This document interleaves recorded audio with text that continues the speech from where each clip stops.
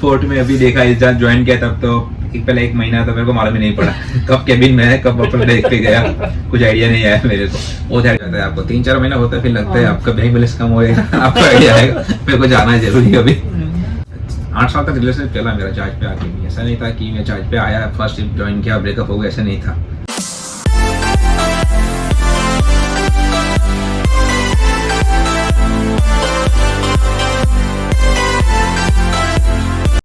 Hey guys, what's up? This is AJ and today in this video we are going to talk about pumpman. अब जब मैं pumpman की बात करता हूँ तो बहुत लोगों को रैंक के बारे में पता नहीं है। ऑनेस्टली स्पीकिंग, जब मैंने केमिकल टैंकर ज्वाइन किया था तो मैंने रैंक के बारे में सुना था, बट पता नहीं था कि क्या काम होता है, क्या रैली में वो जानते हैं, ठीक है, और बहुत सी चीजें होती है पम्पमैन के बारे में। तो इसीलिए आज हम हैं भौतिक भाई के साथ, ठीक है। तो he is working as a pumpman on this chemical tanker and there lot of thing that you should know about pumpman. तो इस वीडियो में हम उसी के बारे में बात करेंगे और आपको पता चलेगा इस वीडियो के द्वारा कि पम्पमैन में आप अगर ज्वाइन कर रहे हो, ठीक है, एज एन एवी, जब आप आगे पम्पमैन में ज्वाइन करते हो तो क्या क्या काम रहता है और कैसा एक माइंडसेट रहता है पम्पमैन का, ठीक है। क्योंकि रेलवे में बताऊं, जितना कॉम्प्लिकेटेड टैंकर्स होता है उससे ज्यादा कॉम्प्लिकेटेड चीजें सारी जो सॉल्व करते हैं ना, तो वो पम्पमैन करते हैं। और एक कह सकते हो जान होती है ना, तो वो जान पम्पमैन में होती है, ठीक है। एक केमिकल टैंकर का जो जान है वो एक पम्पमैन। तो हम आपने प्रोडक्ट टैंकर भी किया है ना? यस, प्रोडक्ट टैंकर भी किया है मैंने। तो प्रोडक्ट टैंकर और केमिकल टैंकर सारा मिक्स कर देंगे, ठीक है। जैसे आपको अगर प्रोडक्ट टैंकर में भी जाना है तो उसमें भी हेल्प हो जाएगी और केमिकल टैंकर में जाना है तो उसमें भी हेल्प हो जाएगी। तो सबसे पहले पंपी भाई, एक सबसे जो पहला सवाल मेरे पास है, तो मर्चेंट नेवी ज्वाइन करने की मोटिवेशन आपको कहाँ से मिली? आपने कैसे सोचा कि मैं मर्चेंट नेवी ज्वाइन करूंगा? मेरा विचार नहीं था कि मर्चेंट नेवी ज्वाइन करने का। फिर बाद में फादर भी था, फादर ने एडवाइस किया, फिर मैं मर्चेंट नेवी में आया, इधर DTSM आया first vessel 2013। I join first vessel 2013। Okay, 2013 में आपने ज्वाइन किया एज अ DTSM। और तो पहला वेसल आपका कौन सा था? मेरा पहला प्रोडक्ट टैंकर था, एटलांटिक पोलारिस करके वेसल का नाम था, फ्रॉम यूनिवन का वेसल था। ओके, तो आपने ये मर्चेंट नेवी का जो कोर्स है कहाँ से ज्वाइन किया, कैसे ज्वाइन किया? जैसे कि बहुत लोगों को पता नहीं होता है कि कोई से भी कॉलेज में जीपी रेटिंग में तो होता ही है, किसी में भी कॉलेज में चले गए, बाद में पता चलता है कि वो एफिलिएटेड नहीं है, उसमें इश्यूज होते हैं और प्लेसमेंट नहीं मिल पाती है। तो आपने कहाँ से, कौन से कॉलेज से ज्वाइन किया था? मैं गोवा से किया, सी स्कैन से किया था, 2012 में किया था। सी स्कैन, ओके, गोवा से किया था। और कौन से ईयर में? 2012 में किया था, 11-12 के बीच किया था। और उसकी फीस कितनी थी? 1,80,000 थी उस टाइम पे। 1,80,000, अभी थोड़ा सा 2 लाख के ऊपर हो चुकी होगी। और जैसे कि अगर आप बात की 2013 में आपने ज्वाइन किया और स्टार्ट किया अपना कैरियर, तो एज अ DTSM स्टार्ट किया। yes, तो DTSM का एक्सपीरियंस कैसा रहा? लाइक जैसे ट्रेनिंग में होता है ना, बहुत काम एक्स्ट्रा काम रहता है, फिर एक नहीं, सब सोचते हैं यार ट्रेनी मतलब है तो कर लेगा। ऐसा नहीं था, मेरे क्रू अच्छे थे उस टाइम पे, बोसन था वो भी बहुत अच्छा था और कैप्टन था चीफ सर, दोनों अच्छे थे। तो मेरा ट्रेनिंग टाइम बहुत अच्छे से निकला तो दोनों वेसल पे। ट्रेनिंग टाइम में आप DTSM कितना महीना आपने किया? मैं 2 वेसल किया उस टाइम पे, 2 वेसल किया था 2013-2014 में। ओके, 2013-14 में तो मींस 18 मंथ्स। 18 मंथ्स। ओके, तो आपका ट्रेनिंग पीरियड जो है वो काफी अच्छा रह गया, बढ़िया। तो फिर जैसे कि एक्सपीरियंस में पूछूं अगर OS का, तो OS एज एन OS कैसा एक्सपीरियंस था और कौन कौन से टाइप के वेसल्स आपने किए OS में? OS में मैंने किया, एक बल्क कैरियर भी किया मैंने, कंटेनर भी जांच किया है, दोनों जांच किया है। अच्छा, और टैंकर भी किया है। तो सबसे बढ़िया कौन सा लगा आपको? मेरे को सबसे बढ़िया कंटेनर जहाज लगा। कंटेनर, तो कंटेनर में ऐसा क्या है जो दोनों जहाजों में नहीं था? कंटेनर में अच्छा लाइफ है, पोर्ट स्टे ज़्यादा है, कम है, आप एक दो दिन में पोर्ट मिल रहा है आपको, आप कनेक्शन में रह सकता है, मोबाइल कनेक्शन में। अच्छा, नेटवर्क में रह सकता है, नेटवर्क में रह सकता है। और साथ ही साथ जैसे कि सोली मिलती है, तो छोले में तो मतलब मजे रहे होंगे, मजा आ रहे थे वो भी। हाँ, ये भी। तो OS में आपकी सैलरी कितनी थी वैसे? OS में फर्स्ट वेसल मेरा $800 था। $800 था। नेक्स्ट वेसल में 1130 था। ओके, $1130। डॉलर। तो उस टाइम में तो आपका कंटेनर कर रहे होंगे इसलिए इतनी सैलरी। हाँ, कंटेनर था, बल्कि था। अच्छा, वैसे अगर मैं पम्पमैन की बात करता हूँ, ठीक है, एबी के बारे में और आगे हम बाद में बात करेंगे, लेकिन उससे पहले एक सवाल जो है, तो मेनली एज अ पम्पमैन आपको अभी 2 कॉन्ट्रैक्ट हो चुके हैं, 2 कॉन्ट्रैक्ट, ये दूसरा कॉन्ट्रैक्ट आपको चल रहा है, सेकंड कॉन्ट्रैक्ट। तो जो ये दूसरा कॉन्ट्रैक्ट है, तो आपको क्या एक डिफरेंस अभी लगता है कि एज एन पम्पमैन जैसे आप काम कर रहे हो, तो क्या क्या रेली में आपका काम रहता है और क्या आपका माइंडसेट चेंज हुआ है? पहले आप जैसे कि एक ओएस हो गया, एबी हो गया, इन रैंक पे रह के, और एक पम्पमैन में एक रैंक में रह के, क्योंकि अब रिस्पॉन्सिबिलिटी बढ़ गई है, कुछ भी अगर होता है तो पंपी कमेंट ये सुनने को मिलता है। ठीक है, और तो हाँ, क्या क्या रेली में आपका काम रहता है, और आप अच्छे से ऑडियंस को बता सकते हो, क्योंकि आई थिंक ये पार्ट इंपॉर्टेंट है। ठीक है, तो एक बार अच्छे से आप अपना एक्सप्लेन कर सकते हो पूरा जो डे शेड्यूल है, या आपने जो भी जिस टाइप के वैसे किए हैं पम्पमैन में, तो वो आप एक बार शेयर कर सकते हो। एक्चुअली पम्पमैन में दोनों मैंने केमिकल टैंकर किया है, और एबी भी मैंने भी केमिकल टैंकर ही किया है, तो सेम टाइप वेसल था। तो मेरे को अभी पंपी में जो कर रहा हूँ, पम्पमैन में काम कर रहा हूँ, तो मेरे को थोड़ा अभी ईजी लग रहा है। अगर आप सीधा प्रोडक्ट से केमिकल टैंकर में आओगे एज ए पंपी, तो आपको बहुत टफ लगेगा। एक्चुअली मैं एबी में 2 जहाज सेम वेसल करके आया था केमिकल टैंकर, तो इसलिए मेरे को प्रमोशन दिया, मेरा केमिकल टैंकर में दिया, तो मेरे को थोड़ा टफ लगा पहले 3-4 महीने, फिर धीरे धीरे काम करते गया, थोड़ा इजी लगा। अभी नेक्स्ट वेसल इधर आया, ये जहाज पे आया केमिकल टैंकर में, इधर भी थोड़ा बहुत प्रॉब्लम हुआ पहले 1-2 महीने में, काफ़ी सारा चेंज था, तो फिर अभी थोड़ा अच्छा लग रहा है, अभी थोड़ा सब समझ में आ गया है कौन सा लाइन क्या है सब, तो अभी थोड़ा ईजी लगता है, पहले टफ लगता है। और दूसरी बात ये है कि आपका रिस्पॉन्सिबिलिटी है, कुछ भी रहेगा आपको उधर जाना है, हाँ, आपको करना है, कुछ भी नहीं होगा आपको अच्छी हो, दोनों को करना है, 2 आदमी मिलकर सब एक करने का है, तो थोड़ा रिस्पॉन्सिबिलिटी रहता है, टेंशन रहता है, लेकिन धीरे धीरे सब सेट हो जाता है। अच्छा, और जैसे कि अभी रिस्पॉन्सिबिलिटीज तो मैंने देख ही ली है कैसे यहाँ पर पंपी का मीन होता है। हाँ, लेकिन एक सवाल मुझे पूछना था, at sea what is your work mainly? Work ये रहता है एट सी, आपका मेंटेनेंस वर्क रहता है, जैसे भी कुछ भी रहेगा, कोई एग्जाम्पल रहेगा वाल, अपना वाल कोई खराब है, वो उसका रिप्लेस करो, उसका मेंटेनेंस करो, उसको ठीक करो। सेकंड रहता है मशीनरी का, आपको मेंटेनेंस करना पड़ता है, जैसे forward winch, out winch, midship crane, कोई भी क्रेन उसका मेंटेनेंस करना पड़ता है। और कुछ रहता है टफ, तो हम लोग सेलिंग में करते हैं, जैसे कुछ बड़ा काम रहता है, विंच का ब्रेक लाइन सब चेंज करने का, वो तो सब ये से एट सेलिंग में आता है, सब बड़ा काम है सब, जैसे नियरली पोर्ट, ये सब में कुछ ऐसा बड़ा काम नहीं होता है। इमरजेंसी में करना पड़े फिर करना ही पड़े, पोर्ट नहीं। तो हाँ, ये ओवरऑलिंग हो गई, टैंक क्लीनिंग मशीन का ओवरऑल हो गया, हाँ, वो सब हम लोग करते हैं, एट सेलिंग करते हैं, पीवी ये सब, वो सेलिंग में जो ड्यू रहता है उसे सब लोग ओवरऑल करके क्लीन करके वापस फिट करते हैं, बॉक्स अप करके लगाते हैं। तो मेनली पंपी को सारी की सारी चीज़ें पता होनी चाहिए। ठीक है, मतलब मैं भी ऐसे, मुझे 5.5 महीने हो चुके हैं, एंड तो मैंने बहुत चीज़ें देखी हैं, तो यहाँ पर सब पता होना चाहिए, ऑलमोस्ट सबकी सब। ठीक है, जो भी हाइड्रोलिकली जो भी मशीनरी है, या आपके सिंपल जो रोलर्स हो गए, ठीक है, वो उसका भी ओवरऑल होता है। तो हाँ, ये चीज़ें हो गई, साथ ही साथ वॉल्व्स हो गए, टैंक क्लीनिंग मशीन्स हो गई, तो ये सारी चीज़ें, हाँ, ये तो सामने ही देखी है, साथ में मदद भी की है। ठीक है, तो साथ में ही करते हैं ओवरऑल कभी। और तो पोर्ट्स में अगर मैं बात करता हूँ, तो पोर्ट्स में कैसा रहता है शेड्यूल, और कितना हेक्टिक रहता है, और क्या क्या करते हो आप रेली पे? पोर्ट में अभी देखा, इस जब ज्वाइन किया तब तो पहले 1 महीना तो मेरे को मालूम ही नहीं पड़ा कब केबिन में है, कब अपन देख के गया, कुछ आइडिया नहीं आया मेरे को, बहुत हेक्टिक था। हम लोग यूएस में थे, कोस्टल कर रहे थे, यूएस मैक्सिको कर रहे थे, तो पोर्ट पे आओ, loading discharge tank cleaning, loading discharge tank cleaning, 1 दिन के बाद वापस पोर्ट आ रहा है, 6 घंटे के बाद शिफ्टिंग हो रही है, एक birth, second birth, third birth, fourth birth, काफ़ी हेक्टिक था, लेकिन अभी थोड़ा रिलैक्सेबल है। जब सेलिंग मेरा 15 दिन का, अभी कल से वापस चालू होएगा यूरोप में, same procedure, 1 port, 2nd port. वैसे आपको बताना चाहूँगा, जो यूरोप है ना, Europe is too much hectic, मतलब यहाँ पे ऐसी हालत रहती है कि जो पिछला हमारा वॉइस था, तो हर पोर्ट में ऐसा था कि 1-2 दिन का था, तो बहुत ज़्यादा हेक्टिक हो जाता है। मतलब चलो आपका जैसे 5 दिन का है, 4 दिन का है, तो थोड़ा सा ईजी हो जाता है, but on a chemical tanker बहुत जल्दी यहाँ पर लोडिंग डिस्चार्जिंग होती है, मतलब घंटों में होती है, 8 घंटे, 10 घंटे, 24 घंटे, 1 दिन, 2 दिन, मोइनली आपको 3-4 दिन मिलेगा।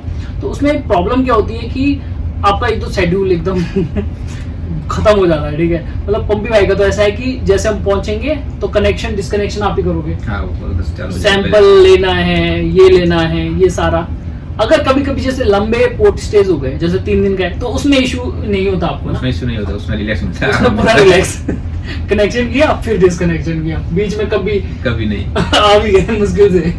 लेकिन हाँ, अगर जैसे यूरोप में होता है, तो पिछली बार यूरोप में कितना हुआ था आप? बहुत एक्टिव हुआ था यूरोप में। आप तो आधा में ज्वाइन किया तो इतना एक्टिव हो गया था। ऑनेस्टली बोलूं तो मतलब एक एक दिन में हमारा लोडिंग खत्म हो रहा है, फिर डिस्चार्जिंग के लिए जा रहे हैं, फिर मतलब ऐसा हो गया था कि आंखें लाल हो गई थी।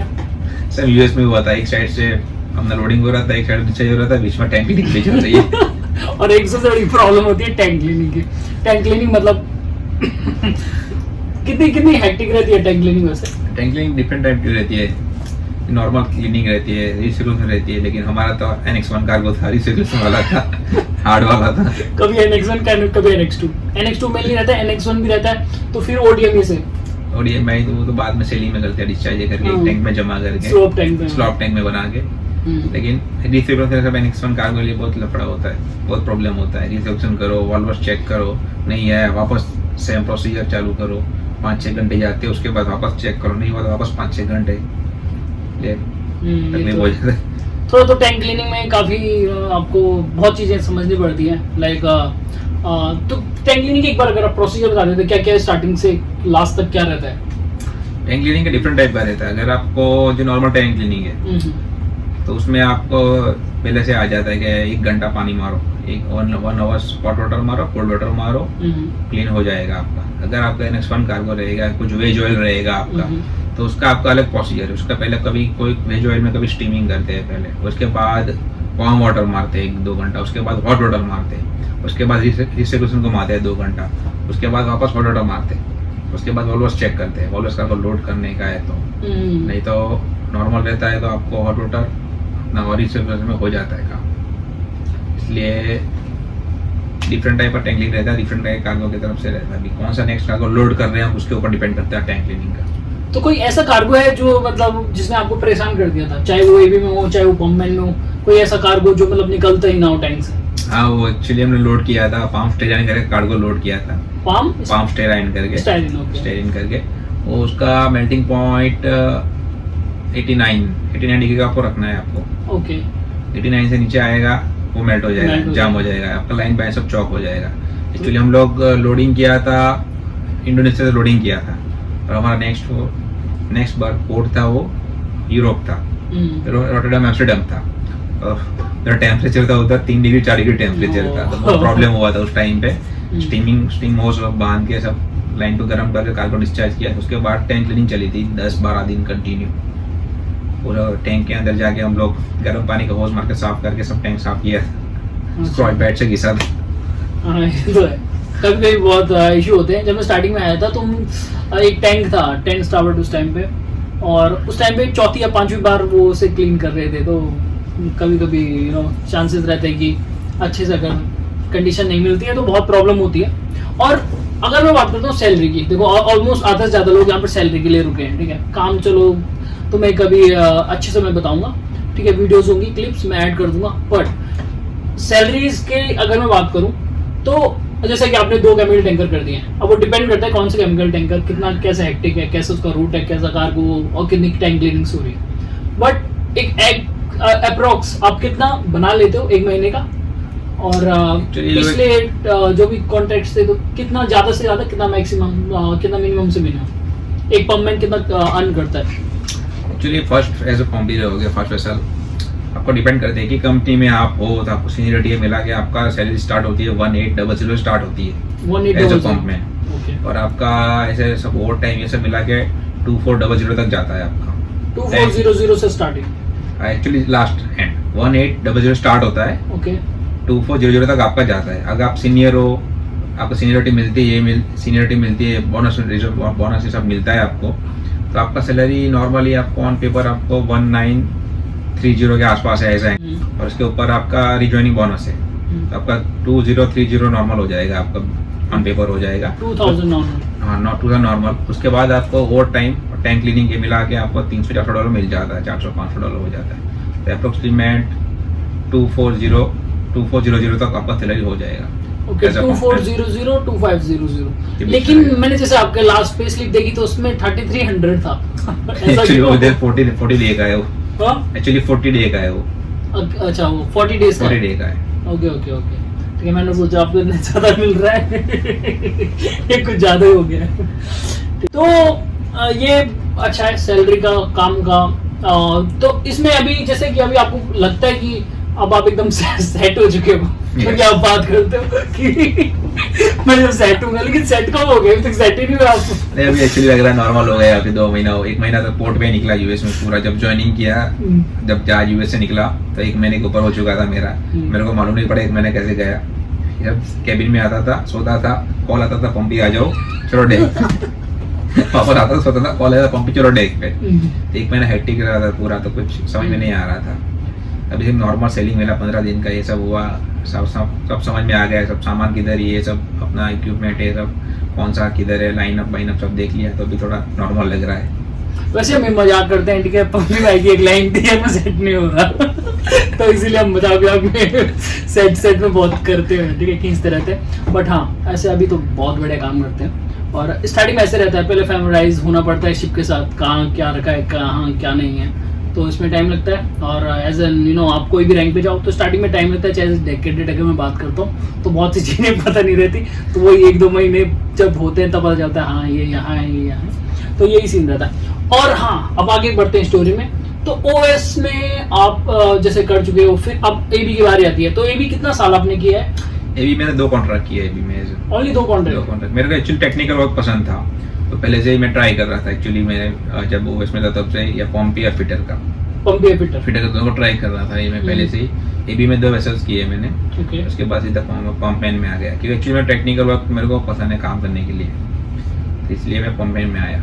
तो पंपमैन में जैसे आप आए तो हमने ओनली 2 कॉन्ट्रैक्ट किए, तो कैसे उसका प्रोसीजर था कि पंपमैन अब मैं उसके लिए जाऊंगा? क्योंकि ऐसा होता है जैसे इसमें तो सेटअप है ना, जैसे DATSM से OS गया, फिर AB गया, फिर AB में रुक भी सकते हो, जैसे बहुत से सीनियर ABs रहते हैं 40+ ईयर्स के। तो आपने कैसे, मतलब क्या प्रोसीजर था उसका पंपमैन का?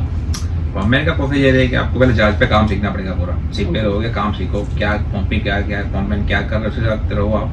चीफ ऑफिसर को रिक्वेस्ट करो कि सर मेरे को आगे के रैंक के लिए तैयारी करनी है, तो मेरे को इसके साथ काम दो।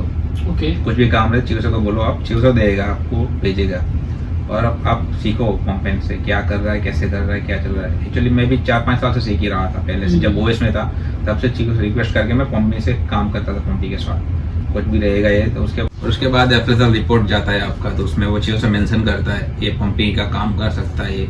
उसके बाद आपको ऑफिस से कॉल आएगा इंडिया जाके, तो आपको ट्रेनिंग रहेगा 15 दिन का, 20 दिन का, 15-20 दिन की ट्रेनिंग रहेगा मुंबई में। Okay. वो ट्रेनिंग कराएगा, ट्रेनिंग में आपको सब सिखाएगा उधर। उसके बाद ट्रेनिंग में एग्जाम होएगा उधर लास्ट में, वो क्लियर करने के बाद आपको ऑफिस में वो जो कार्ड मिलेगा अपना, वो कार्ड लेकर ऑफिस में आएगा हम लोग, जो कोर्स का सर्टिफिकेट वो सबमिट करेगा। उसके बाद ऑफिस वाला सोच दिखेगा कि क्या करना है क्या नहीं करना है, भेजना है नहीं भेजना है। अच्छा, मतलब लास्ट तक उन पे डिपेंड रहेगा। हाँ, उनके ऑफिस के ऊपर डिपेंड रहेगा, उनको प्रमोशन देना है कि नहीं देने का है उसको। Okay okay okay. तो जैसे आपके एकदम 2 ही कॉन्टैक्ट में, तो इसलिए काफी जल्दी नहीं हो गया? एक्चुअली मेरा 11th वेसल है, मैं 20 ईयर का था तब से शिपिंग लाइन में हूँ। ओके। तो मेरा 8 शिप डन हुआ मेरा, उसके बाद मेरे को प्रमोशन मिला। Okay okay okay, that's great. And जैसे कि आप शिप पे हो, तो शिप पे थोड़ा प्रॉब्लम्स रहती हैं, internet problems, relationship problems, family problems, बहुत चीज़ें होती हैं। तो कैसे आप इन्हें टैकल करते हो? कैसे आप इन्हें, मतलब इन सारी प्रॉब्लम में होने के बावजूद अपने काम में फोकस करते हो? तो हो जाता है एक्चुअली। सब पहले जो मैं था 2013, 2014, 2015 उस टाइम पे इंटरनेट नहीं था ऑन बोर्ड। एक्चुअली मेरे को 2016 से इंटरनेट मिला, 2016 से मिला। तो पहले 4 साल जब कुछ भी रहेगा तो हम लोग मेल करते थे। और दूसरी बात ये है कि उधर कार्ड कॉल रहता था जहाज पे, कॉलिंग कार्ड लेना पड़ता था, सैटेलाइट कॉल, तो उससे कॉल करते थे घर पे। ओके। ऐसे चलता था। फिर 2016 में मेरे को फर्स्ट जहाज था यूनियन का, उसमें इंटरनेट मिला, तब से अभी कंटिन्यू इंटरनेट मिल रहा है। ओके। तो इंटरनेट में कोई इशू नहीं होता है? इंटरनेट में इशू होता है कभी कभी सिग्नल नहीं मिलता है, लेकिन ठीक है, बातचीत हो जाती है घर में। ओके। और तो अभी आप सिंगल हो? अभी सिंगल हूँ मैं। तो रिलेशनशिप के झंझट नहीं होते आपको कभी? हुए नहीं? रिलेशनशिप था, 13 साल का रिलेशनशिप था एक्चुअली। बाद हम दोनों सेपरेट हो गए, म्यूचुअल ब्रेकअप करके। वो अलग है, मैं अलग है, फैमिली प्रॉब्लम था करके, अभी मैं भी सिंगल हूँ। तो कभी काम पे ऐसे नहीं लगता आपको, ऐसे बीच बीच में यादें आ जाए आप यहाँ पर टैंकली मशीन खोल रहे हो, फिर आप कुछ एकदम यादें आ गई तो ऐसा होता है, लेकिन अभी मैनेज हो जाता है सब। पहले काम इम्पोर्टेंट है, अभी इधर जांच पे रहेगा तो सेफ्टी के बारे में सोचना पड़ेगा अपना, और काम पे फोकस करना पड़ेगा। नहीं फोकस होएगा तो काम नहीं होएगा अपना काम नहीं होएगा तो फिर आगे प्रॉब्लम होएगा, वापस हम कोई मशीन प्रॉब्लम देगा।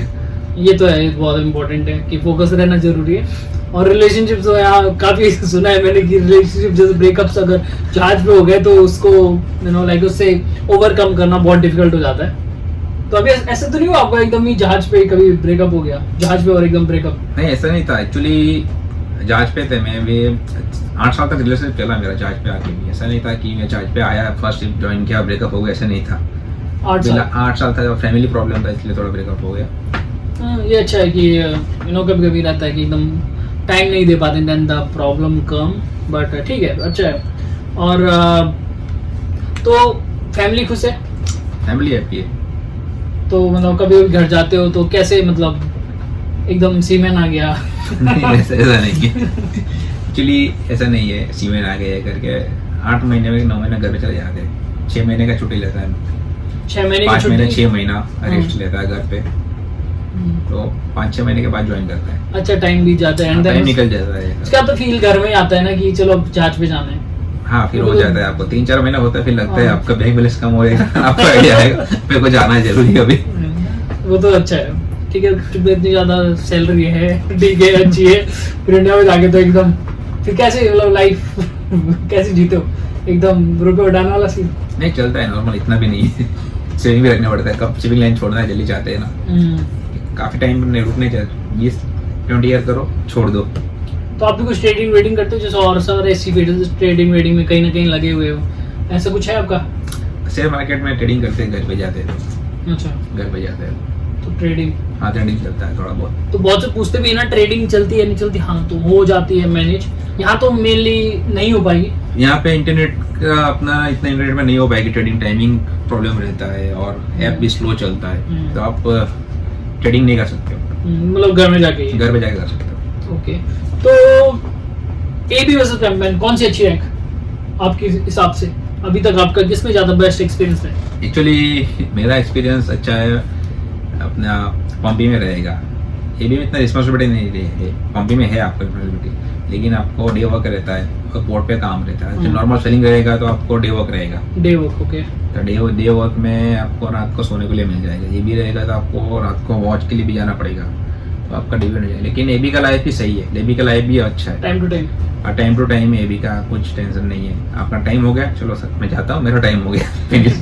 पंपी का ऐसा नहीं है। तो एक अच्छा पार्ट, ऐसी अच्छी स्टोरी जो आप शेयर करना चाहोगे सबके साथ, कुछ अच्छा शिप में, कोई शिप में एकदम कुछ अच्छा सा एक्सपीरियंस आपके साथ हुआ हो? अच्छा, सैटरडे बल्क कैरियर था मेरा, वैसा सैटरडे पार्टी होती है शाम को। ओके। तो 6-7 महीना काम किया है मैंने, पता ही नहीं चला 7 महीने कैसे निकल गए। हम लोग डीटीएसएम में थे उस टाइम पे, फर्स्ट सेकंड वेसल में। ये तो है, बल्क कैरियर में जो लाइफ होती है अलग ही है, पार्टीज, ठीक है, इनका तो पीने वाला सीन चलता हुआ।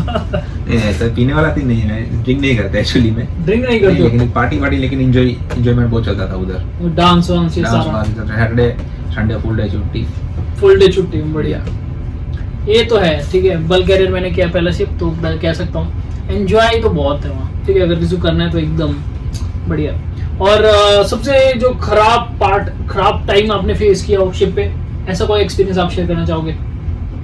खराब टाइम एक्चुअली वही हेक्टिक शेड्यूल रहता है, तो वो हर जगह में रहता है, आपको हैबिट हो जाएगा खराब टाइम वही होता है। और दूसरा खराब टाइम, एक टाइम ये था कि 2018 में मेरा फादर पास आउट हो गया था। उस टाइम पे मैं जब शिप ज्वाइन किया 2 दिन ही हुआ था, सडनली मैं घर पे नहीं जा पाया। मेरा वो एक्सपीरियंस तो वही है अभी लाइफ का। तो उसमें तो डिफिकल्ट हो गया होगा फोकस करना। हाँ, इसके बाद एक महीने के अंदर मेरा उतर गया, साइन अप हो गया था 1 महीने के अंदर। एक्चुअली जहाज इराक चला गया था, इराक का साइन अप नहीं हो रहा था, उधर एंकर हो गया था, प्रॉब्लम वो हुआ था। जब इराक से बाहर आया साइन अप हो गया मेरा। इस हिसाब से आप काम करते हो, हम सब तो आप पे प्राउड हैं, आपके फादर भी आप पे प्राउड करते होंगे बहुत, तो ये बढ़िया है। ऐसे आप काम करते रहिए, बढ़िया से बढ़िया आपको चीज़ें मिलेंगी। उसके साथ एनी एडवाइस फॉर अपकमिंग जो भी आ रहे हैं पम्पमैन में, तो उनको आप क्या एडवाइस देना चाहोगे कि कैसे सिचुएशंस को हैंडल करना है, कैसे काम करना है एज एन पम्पमैन? पम्पमैन में आओगे तो बताइए हाइटी शेड्यूल रहेगा तो बस आगे का मत सोचो, ये आप स्टेप बाय स्टेप करते जाओ, एक एक निकलते जाओ तो आपका काम इजी हो जाएगा। अगर आगे का सोचने गए तो सब बीच का काम सब फंस जाएगा आपका। हमको ये भी करना है, वो भी काम करना है, ये खत्म करना है, कल ये वो, तो कल का मत सोचो, आज का जो अभी कर रहे 3-4 घंटे का वो सोचो, पहले ये खत्म करे उसके बाद आगे का जाएगा, तो आपके लिए बहुत इजी रहेगा। जैसे हेक्टिक शेड्यूल है तो उसमें यही करना पड़ेगा, आप कल का नहीं सोच सकते हो। हाँ बिल्कुल, कभी तो पंप पे ऐसे टी ब्रेक चल रहा होता है, सबके सब एकदम मजे में रहते हैं, पंप पे अरे यार उसका वो छूटा हुआ है बॉल तो ये मतलब ये दिमाग में पहले से आ गए। वो एक्चुअली आप जब पंपी रहोगे तो आपके दिमाग में कुछ ना कुछ रहेगा, क्योंकि रिस्पॉन्सिबिलिटी आपका ही है। कुछ भी हो जाएगा, जहाज पे कुछ भी हो जाएगा, कोई भी करेगा, वो बोलाएगा पंपी की दे, पंपी ये हो गया, पंपी वो हो गया, तो आपको ही कॉल आएगा, कुछ भी हो जाएगा। तो इससे बेटर कि छोटी से पहले आप सब क्लियर कर लो कि आपको रेस्ट टाइम पे कोई डिस्टर्ब ना करे। ये तो रहता है, ठीक है। और यही थे सारे सवाल, और आई थिंक जितनी बातें जाननी थी पम्पमैन के बारे में वो मैं जान चुका हूँ, और मेरी जो भी ऑडियंस है वो भी जान चुकी है। पम्पमैन की वीडियोस बहुत ज़्यादा अवेलेबल नहीं है यूट्यूब पे, तो मैंने सोचा एक वीडियो यहाँ पर बना देनी चाहिए, और इसीलिए ये वीडियो हमने शूट की भौतिक भाई के साथ। और आपका Instagram handle? Instagram user name आपका क्या है उसमें? भौतिक 2204। ओके, तो मैं नीचे डाल दूंगा, अगर किसी को भी कभी ऐसे कुछ डाउट्स होंगे तो वो आपकी हेल्प कर लेंगे, ठीक है, अगर उन्हें टाइम मिलेगा तो तो थैंक यू भौतिक भाई for joining this channel, this video. और आई थिंक आपके जो वीडियोस है काफ़ी ज़्यादा हेल्प मिलने वाली है, बहुत ज़्यादा जो भी इंफॉर्मेशन आपने शेयर की है उससे सबको हेल्प मिलेगी। तो thank you for coming on this channel. Welcome.